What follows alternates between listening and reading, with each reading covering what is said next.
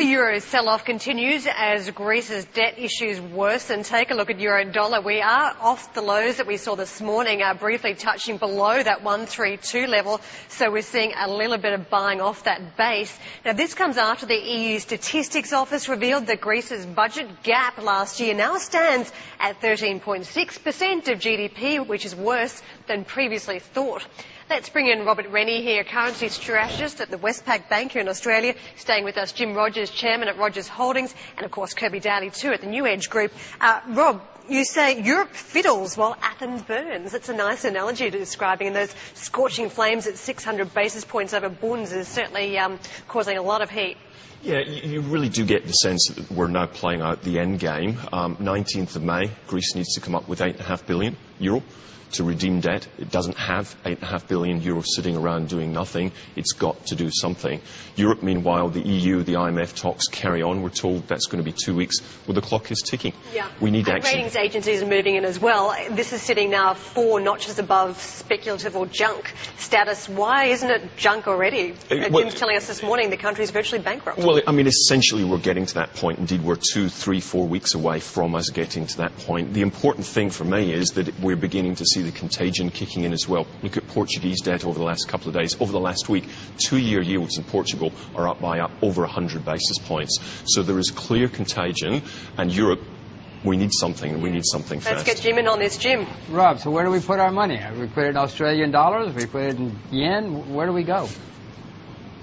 Look, I think there's a number of answers to that question. Clearly, you look at, to me, there's a number of tectonic plates out there. Europe is heading in one direction. Asia is heading in the opposite direction. You look at the updates that we've had over the last couple of weeks from MAS, from the Reserve Bank of India, from the Bank of Korea, even the IMF. They upgraded their forecasts by over 1% for emerging Asian GDP for the next year or so. So we've got a very good, clear bill of health coming through here. That's an important divergence for me. Look, the trades that I still like, and I think they've been proven this last week, I do like dollar-yen higher. Next week we have the Fed. I think we're getting very close to the point where the Fed really has to consider very, very carefully whether they want to use the word exceptionally going forward. Clearly, rates will have to stay low for a long time to come, but I think there is an argument that we will see the dollar strengthen, and the one axis that I really like it strengthening against is against the yen. I can see significant upside still for dollar-yen, and I think dips back down to 92 are a very good buying opportunity. Rob, I have some friends who swear to me that the Australian dollar is the best place to be right now. Do you have a view? Look, I do. I like, on a medium-term basis, I do like the Australian dollar higher. You look at the update that we got from the RBA in the form of the minutes. They painted a picture of significant upside on the terms of trade. They're looking through some of the weakness that we're seeing in the domestic home loan data. They're looking through some of the weakness that we're seeing in retail sales over the last couple of months. They've got a very, very upbeat view, and a lot of that comes from this tremendously upbeat update that we've had from Asia over the last couple of weeks. I do like the Australian dollar, but it's very hard to like the Australian dollar when the euro is collapsing through 133, and I think that is a short-term risk. Any weakness, though, back to 90, 91, that sort of area in the Aussie, I think is a great buying opportunity. Hey, Rob, it's Kirby here. A quick question on the RMB. We've heard from everyone in the world except those who are going to pull the trigger that we're going to see a revaluation. So obviously there's been plenty of time to get in on that trade on the other Asian currencies that are supposedly going to strengthen in concert with that. Is that trade already finished? Are there some Asian currencies that you still think are going to strengthen if and when that RMB revaluation comes?